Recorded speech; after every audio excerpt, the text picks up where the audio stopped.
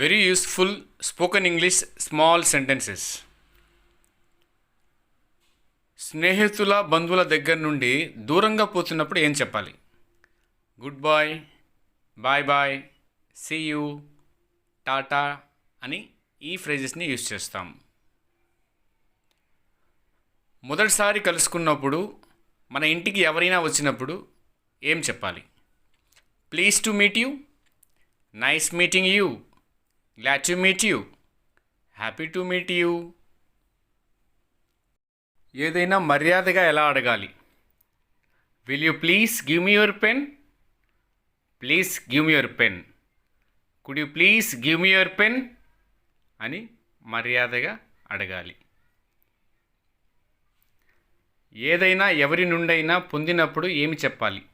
ఎవరైనా సహాయం చేసినప్పుడు many many thanks to you, thank you very much, thank you, thanks. ఎవరైనా మనల్ని మరికొంచెం తీసుకోమన్నప్పుడు ఏం చెప్పాలి? ఎక్స్ట్రాగా ఆఫర్ చేసినప్పుడు నో థ్యాంక్స్, విత్ ప్లెజర్. పాజిటివ్గా రెస్పాండ్ అవ్వాలంటే విత్ ప్లెజర్, నెగిటివ్గా అంటే no thanks.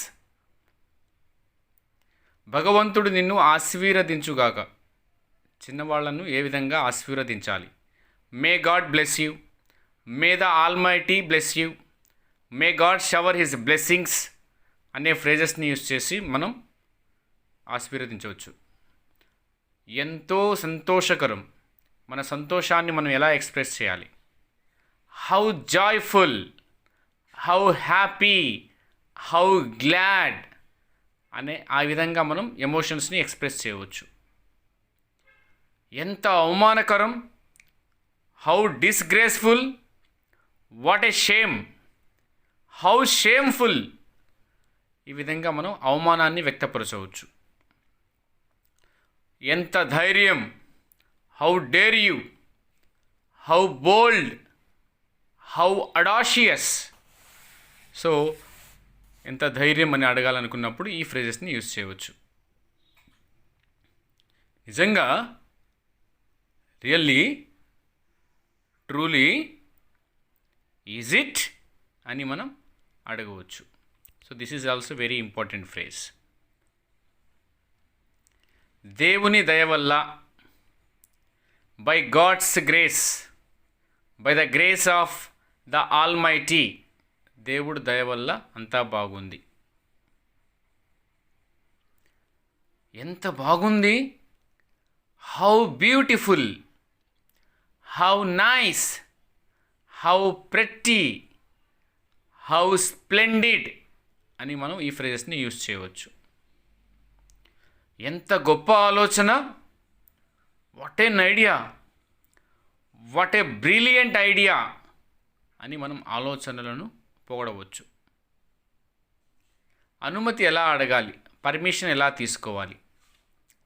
Can I leave early, may I leave early, would you mind if I left early అని మనం ఈ ఫ్రేజెస్ని యూజ్ చేయవచ్చు.